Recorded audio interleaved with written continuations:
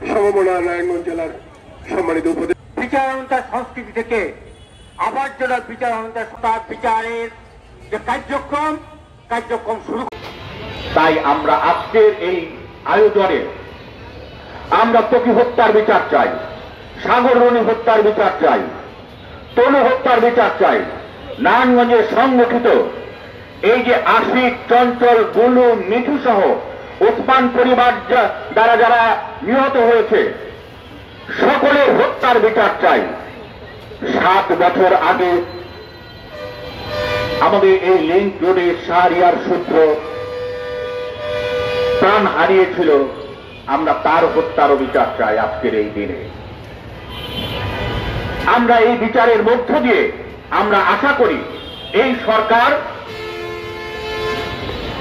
তার চরিত্রের প্রকাশ ঘটাবে, উন্নতন আমরা দেখতে পাব।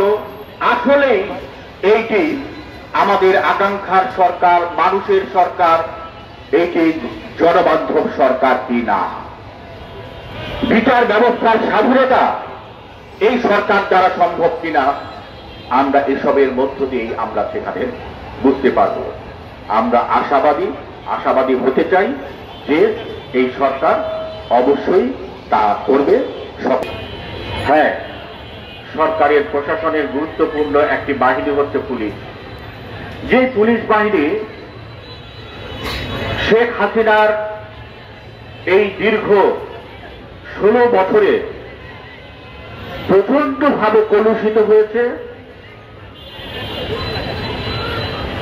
জনগণের বিরুদ্ধে গিয়ে এই পুলিশ বাহিনী জনগণের একটি নিকৃষ্ট বাহিনী হিসেবে পরিচিতি পেয়েছে। আমরা বলতে চাই এইটি শাসক গোষ্ঠীর তাদের ইচ্ছার প্রতিফলন। আমাদের এই পুলিশ বাহিনীতে যারা আছে বা এই বিভিন্ন বাহিনীতে যারা আছে তারা আমাদেরই বিভিন্ন এই যে খেটে খাওয়া মানুষের, গ্রাম থেকে উঠে আসা, শহরের বিভিন্ন গঞ্জ থেকে উঠে আসা আমাদেরই আত্মীয় স্বজন, ভাই, আমাদেরই স্বজন। কিন্তু তাদের দূষিত করেছে, কলুষিত করেছে শেখ হাসিনা। আমরা এর পরিশুদ্ধ একটি রূপ দেখতে চাই। কারণ আমাদের দেশে গড়ে তোলার জন্য এই পুলিশকে লাগবে। আমরা আমাদের দেশ ছাড়া অন্য কোনো দেশ থেকে এদেরকে আনতে পারবো না। সুতরাং এদেরকে গড়ে পিটে আমাদের জন্য, দেশের জন্য তৈরি করতে হবে। এই কাজটা এই সরকার করবে। প্রশাসনের শক্ত অবস্থান গ্রহণ করতে হবে।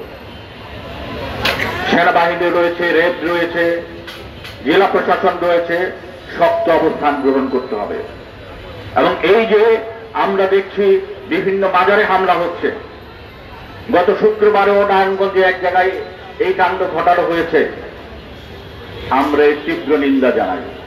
এইটি সরকারকে নিশ্চিত করতে হবে কোন একটি মত আরেকটি মতকে ত্রুটি চেপে ধরবে।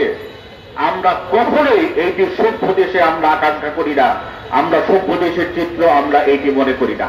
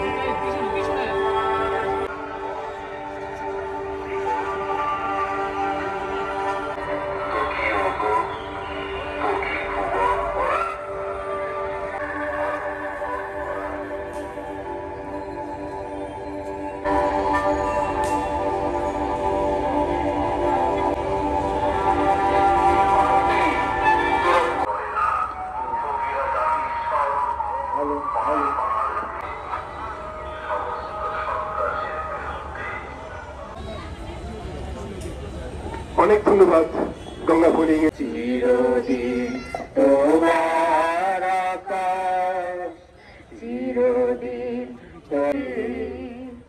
তোমা ফাগুনে তোর আবারে মধুর হাসি